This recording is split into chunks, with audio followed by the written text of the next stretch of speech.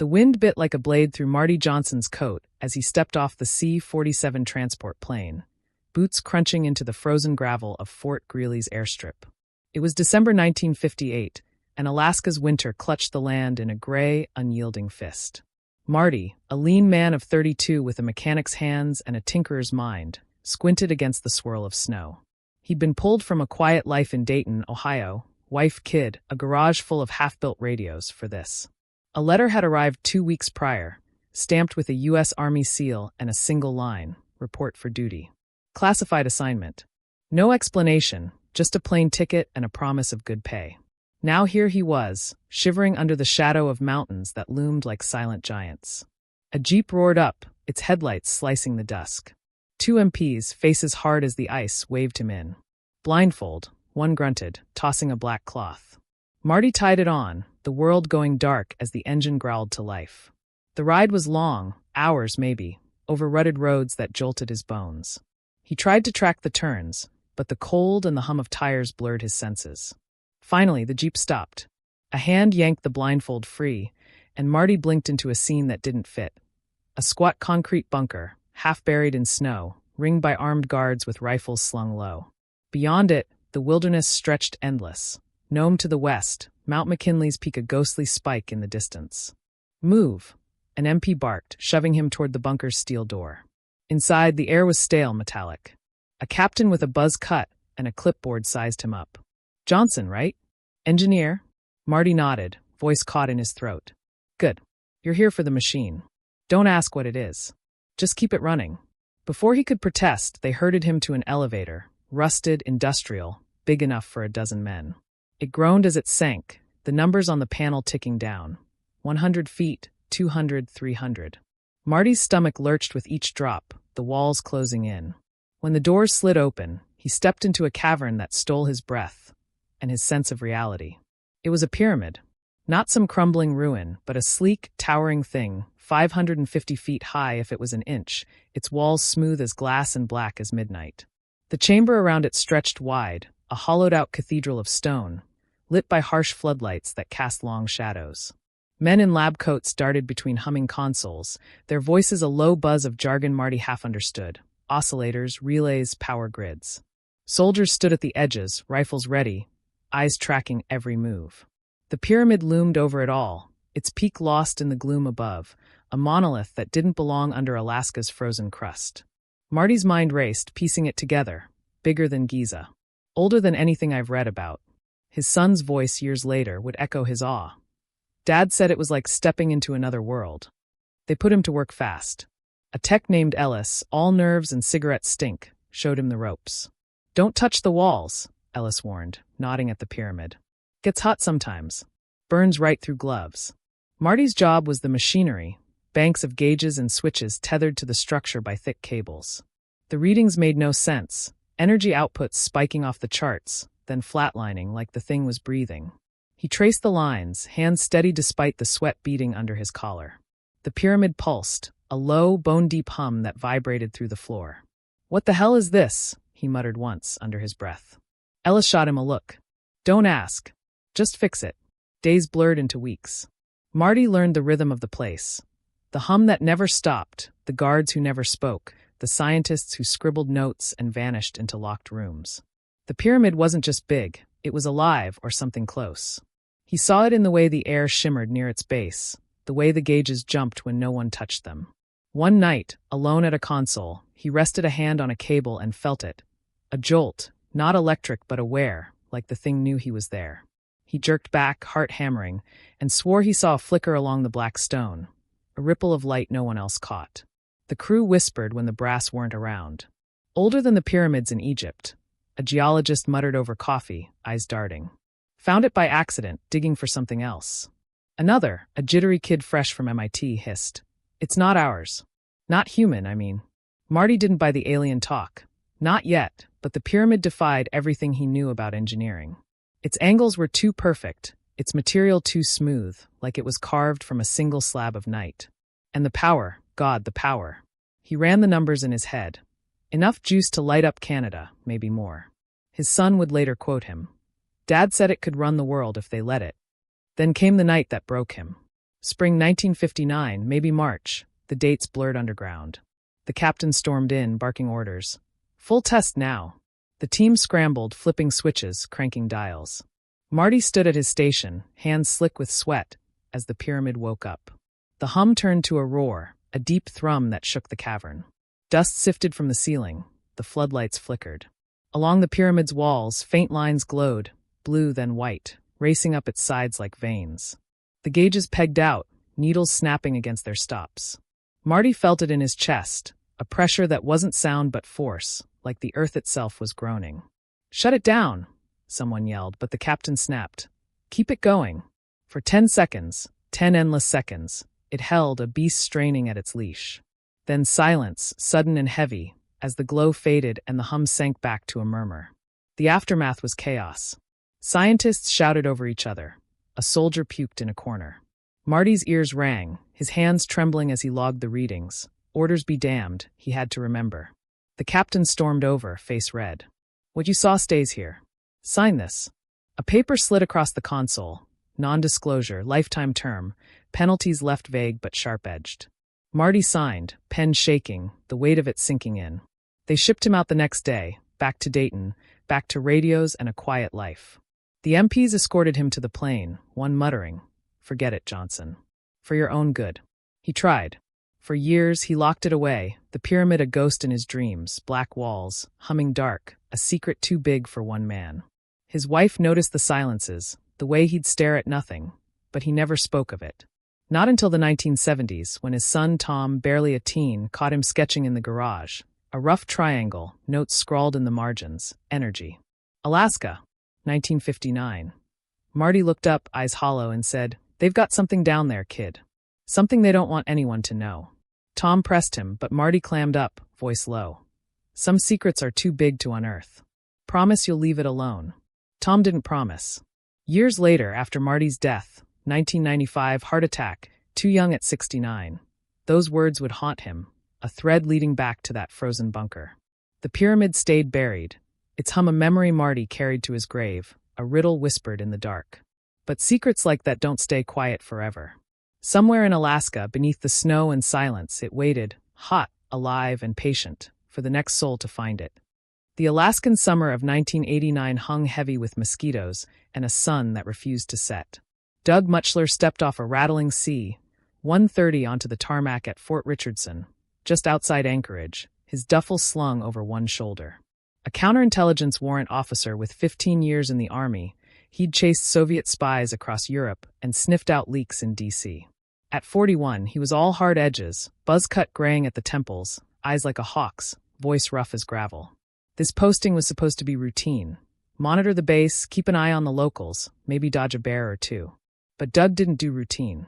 As he'd growl later, "I knew something was off the minute I got here." His first day, he holed up in the intel shack, a prefab box stinking of stale coffee and cigarette ash. No Google Maps back then, just paper charts splayed across a table, curling at the edges. Doug traced the lines with a calloused finger. Anchorage sprawling south, the Chugach Mountains east, Denali's Peak a jagged scar north. Then he saw it, a blank spot in Denali National Park, a smudge of white where topo lines should have been. The label read, "Not surveyed to date." He frowned, tapping the spot. "Bullshit," he muttered. Alaska was stitched with radar and flyovers. Nothing stayed blank unless someone wanted it that way. His counterintelligence brain kicked in, red flags, anomalies, secrets. He filed it away, a splinter under the skin, and got to work. 3 years ticked by, slow and cold. Doug patrolled the base, grilled grunts about loose lips, and kept his maps close. That blank patch nagged at him, but no leads turned up. No chatter, no whispers, just snow and silence. Then came November 1992, the last week, or maybe the 1st of December. Dates blurred in the endless dark. He was in the orderly room, a cramped space packed with 40 servicemen, their boots scuffing the linoleum. The TV flickered on the wall, Channel 13 out of Anchorage, an NBC affiliate with a signal that barely cut through the static. Doug leaned back, half listening, until the anchor's voice sharpened. A stunning discovery beneath Alaska's surface. He snapped upright, chair creaking. The screen flared with graphics, a seismic map, red lines spiking from a dot in China's Lop Nor Desert, arcing across the globe to Alaska. The anchor, polished and grave, laid it out. On May 22, 1992, a Chinese underground nuclear test, 1 megaton, big enough to rattle the planet, had sent waves bouncing through the Earth. Scientists analyzing the data found something. A pyramid massive, buried between Nome and Mount McKinley. Black stone, solid, 550 feet tall, bigger than Giza's 481. Doug's pulse kicked up as the camera cut to a geologist, glasses glinting. It's not natural. Too precise. A diagram flashed, a sleek triangle, pulsing under the crust, right where that blank spot sat on his map. The anchor promised more at 10. Doug's voice years later would carry the weight. I saw it. 40 of us did. No damn dream. He bolted to his bunk, grabbed a blank VHS from a stack. He recorded everything, old habit, and set the machine for the next broadcast. But 10 o'clock came and nothing. Just weather and a car ad. He rewound the day's tape, blank too, like it had been wiped. What the hell? He snarled, storming the room. The other guys shrugged. Half thought it was a fluke, half figured it was classified already. Doug called his dad in Fairborn, Ohio, a news junkie with a TV welded to CNN. You hear anything about a pyramid in Alaska? His old man's voice crackled back. Not a peep, son. Doug slammed the phone down, gut twisting. A cover-up, fast and clean. He'd seen it before, Berlin, 85, a defector's file vanishing overnight. But this was bigger. Next morning, he was at Channel 13's doorstep, a squat building off the highway, snow piling against the glass. The general manager, a slick type with a tie too tight, met him in the lobby. No story like that, the guy said, barely looking up from his desk. You got the wrong station. Doug leaned in, voice low. I saw it. 39 others did too. Where's the tape? The manager's eyes flicked up, then away. Mistakes happen. Bad feed, maybe. Doug's fists clenched. Liars tell, that twitch. As he turned to leave, a kid reporter, barely 20, slipped him a nod by the coffee machine. It aired, she whispered, voice shaking. Boss got a call after. Shut it down. She scurried off before he could ask who. Back at Fort Richardson, Doug dug in. He hit the base library, flipping through seismic logs. Nothing on May 92 matched the broadcast, but the Chinese test was real, plastered in a Chicago Tribune clipping he found. Cold War's last blast. No pyramid, though. He tapped old contacts, intel grunts who owed him favors. One, a signals guy in Fairbanks, coughed up a rumor. Heard about a 50s project up north. Energy stuff, hush-hush. Near Denali. Doug's map flared in his mind. That blank spot, same damn place. He pulled classified briefs, eyes burning through the night. Buried in a 1957 memo, redacted to hell, was a line, Site 17 operational. Power readings nominal. No coordinates, but the date stuck, decades before his pyramid news. They've known, he growled to his recorder, a habit from stakeouts. Since the 50s, at least. The next day, his CO called him in, a brick of a man named Davis, all buzzcut and brass. Heard you're asking questions, Muchler, Davis said, chair creaking as he leaned forward. About what? Doug played dumb. Just curious, sir. Seismic stuff. Davis's eyes narrowed. Drop it. That's an order. No explanation, just the weight of rank. Doug saluted, jaw tight, but his mind was a live wire. He'd faced down KGB plants and lived. A stateside gag order wouldn't stop him. That night, he sketched the pyramid from memory, sharp angles, black as coal, humming under the earth. The 50s rumor weighed on him. Someone had been there, long before that broadcast lit up his screen. He kept it quiet after that, or tried to. The army rotated him out in 94, Germany, then stateside desk work. But the pyramid stuck, a shadow he couldn't shake. He'd replay it in his head. The anchor's voice, the geologist's certainty, that blank spot tying it all together. Someone built it, he'd mutter to himself, pacing his quarters. Or found it, and they're still hiding it.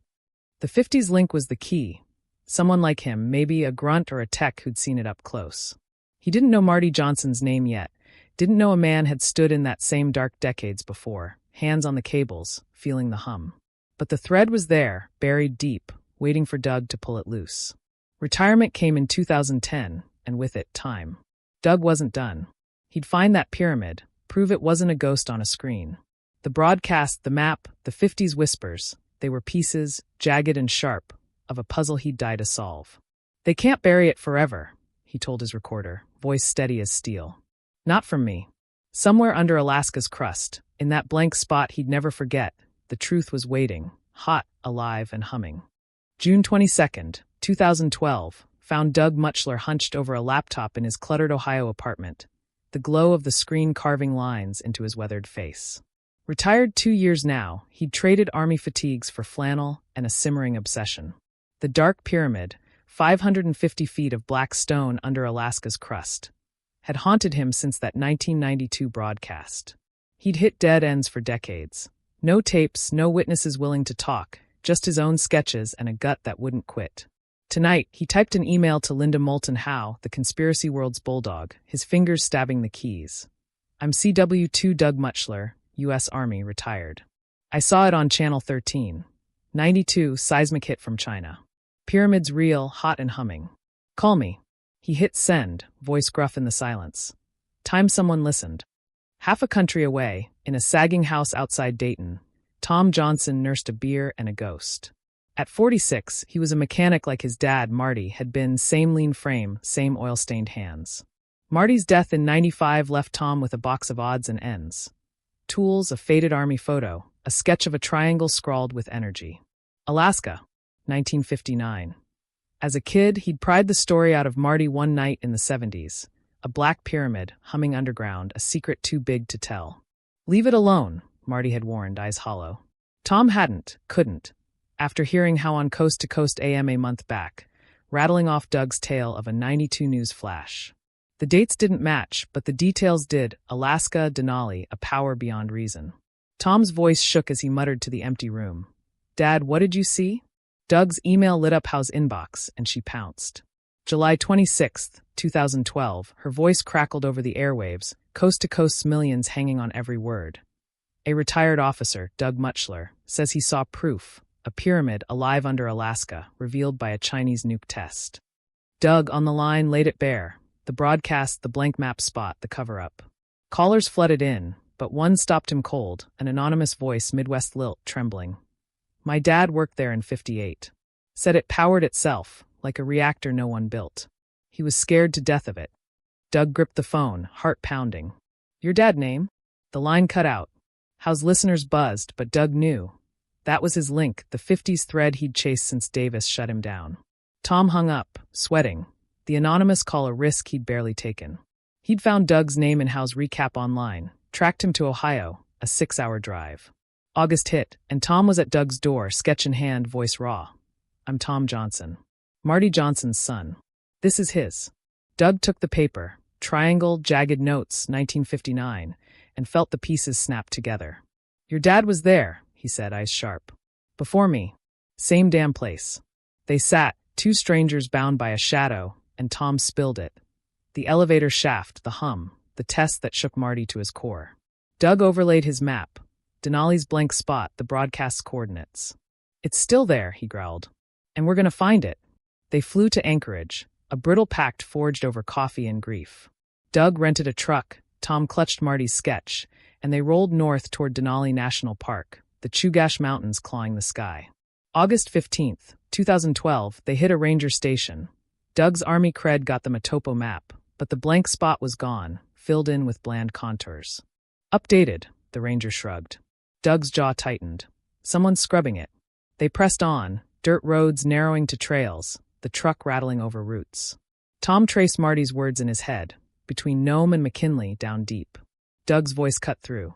Seismic hit pinned it here, 50 miles southwest of the peak. The land stretched wild, spruce thickets, snow patches, a silence that pressed in. At a bar in Healy, they fished for leads. Locals swapped Alaska Triangle tales, planes vanishing, hikers gone cold, but a grizzled trapper, half-drunk, leaned close. Heard a hum once, round 85 out past Kantishna. Ground felt wrong. Doug bought him a whiskey, got a vague point on the map. Tom's gut churned. Kantishna fit Marty's range. Next day, they camped at the spot, a clearing ringed by pines, Denali's bulk looming north. Doug unpacked gear. A recorder, a handheld seismometer from an old Army buddy. If it's humming, he said, we'll hear it. Tom set Marty's sketch on a stump, a talisman against the dark. Night fell, cold and clear. Doug tinkered with the seismometer, its needle flat. Tom paced, memories of Marty's warnings clashing with the trapper's hum. Then a flicker. The needle twitched, a faint tremor, gone fast. You see that? Doug snapped, voice low. Tom nodded, pulse racing. They sat, ears straining, but the forest stayed mute. At midnight, Doug played the recorder back. Nothing but wind. Damn it, he muttered. Tom stared at the sketch, whispering. Dad said it was alive. Doug kicked a rock. It's here. They've just buried it deeper. Back in Anchorage, they hit the library. A retired geologist, white-haired and cagey, met them after hours. Worked USGS in the 50s, he rasped. Caught weird readings near Denali, 58, 59. Spikes, like something big was running. Brass told us to trash it. Doug's eyes blazed. Coordinates? The old man shook his head. Lost or taken? You're not the first to ask. Tom clutched Marty's photo from the box. Him at Fort Greely, 59, with a shadow of a man beside him. This mean anything? The geologist squinted, frowned. Can't say. But that year, things got quiet fast. Doug scribbled it down, voice tight. They've been sitting on it since Marty. How aired their hunt in September, a bombshell update. Tips poured in, one stuck out, an East Coast caller, voice masked. Saw it in 57, black as hell, military crawling all over it. Not human tech, older, stranger. Doug and Tom replayed it, electrified. That's Dad's time, Tom said, hands shaking. Doug nodded. And mine connects, 92 was just a leak. They drove back to the clearing, boots crunching frost, desperation clawing in. October 3rd, 2012, they stood at the spot, Denali's Peak a gray ghost. Doug swept the seismometer, nothing. Tom knelt, pressing Marty's sketch to the earth, whispering, show me. A gust ripped through, cold and sharp. Then a hum, faint, deep, like a heartbeat under the dirt. Doug froze, seismometer spiking. 0.2 hertz, steady, then gone. Holy hell, he breathed, recorder rolling. Tom's eyes welled up. That's it, Doug. That's what he heard. They scrambled, digging with hands and a camp shovel. Frozen soil, roots, nothing else. The hum faded, leaving silence thicker than before. Doug's voice cracked. It's down there, damn it. Alive. Tom stared at the hole, Marty's fear echoing. Too big to unearth. Was it hiding or waiting? They trekked back, exhausted, the recording their only prize. How got it on air October 10th, 2012, the hum a ghostly underscore. Listeners freaked, proof or prank. Doug and Tom didn't care. They had it, fleeting as it was. But the geologist's words lingered. Not the first to ask. Someone else knew, had known since Marty's day, maybe before. Doug growled into his recorder that night. We're close. Too close. Tom clutched the sketch, Marty's ghost beside him, and wondered if his dad's silence was fear or a shield. The pyramid stayed buried, its hum a taunt, pulling them deeper into a web spun decades ago. March 27th, 2025, dawned cold and gray over Denali's foothills, the wind howling like a warning. Doug Mutchler, 67 now, stood at an overlook 50 miles southwest of the peak, his breath fogging in the chill. His hair was white, his frame leaner, but those hawk eyes still burned, fixed on the blank spot that had haunted him since '89. Beside him, Tom Johnson, 59, clutched a thermos, his face etched with years of chasing his father's ghost. 13 years since their 2012 hunt, and the Dark Pyramid was a legend now.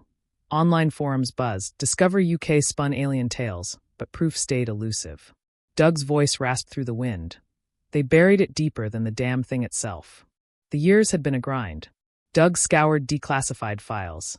1950s energy tests near Fort Greely, vague codenames like Site 17, but nothing concrete. Tom dug through Marty's box, finding that photo. His dad at Greely, 59, a shadowed figure beside him, captioned in faded ink. Skeptics tore their story apart. No seismic records matched the '92 broadcast, no hum showed up on official charts. Yet the 2012 recording, that faint 0.2 hertz pulse, kept them going. Linda Moulton Howe aired it yearly, a cult hit, though half her listeners called it a hoax. Doug growled to Tom once. Don't care what they think.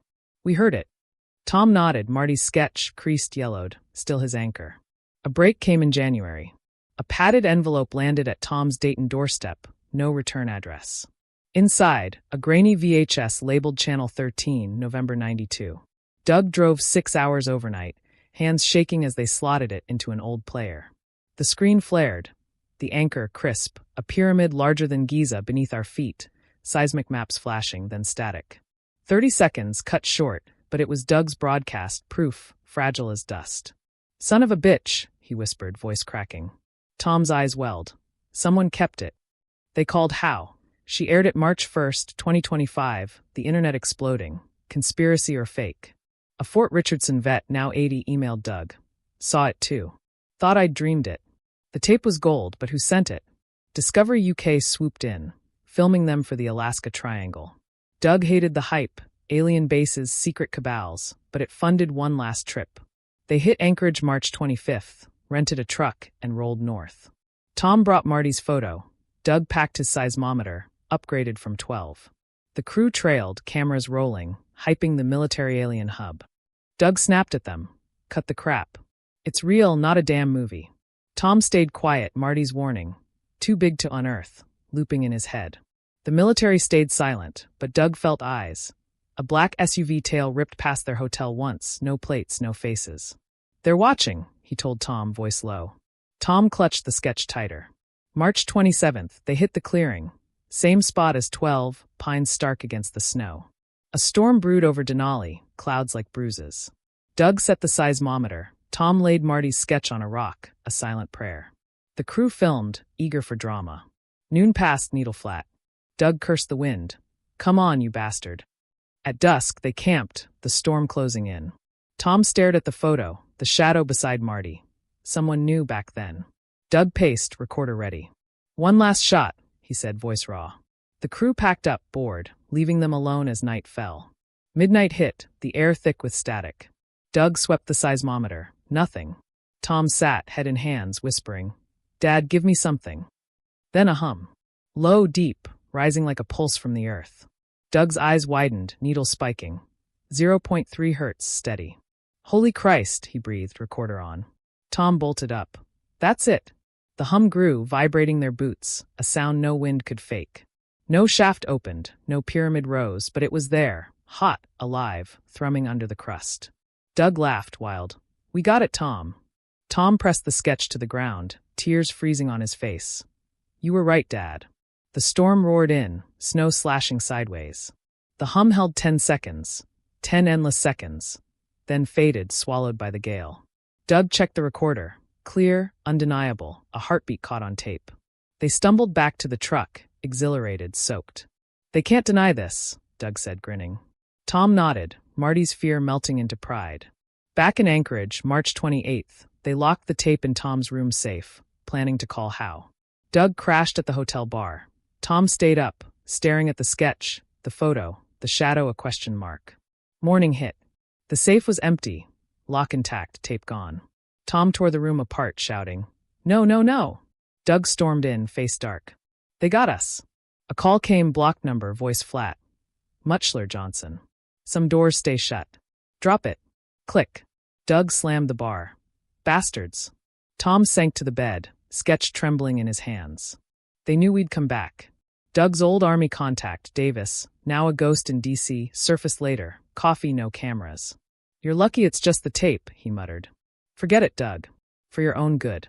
Same line Marty got, decades apart. They drove south, silent, Denali fading in the rearview. At the overlook, they stopped, the blank spot a taunt below. Doug gripped the wheel. We had it, Tom. They can't take that.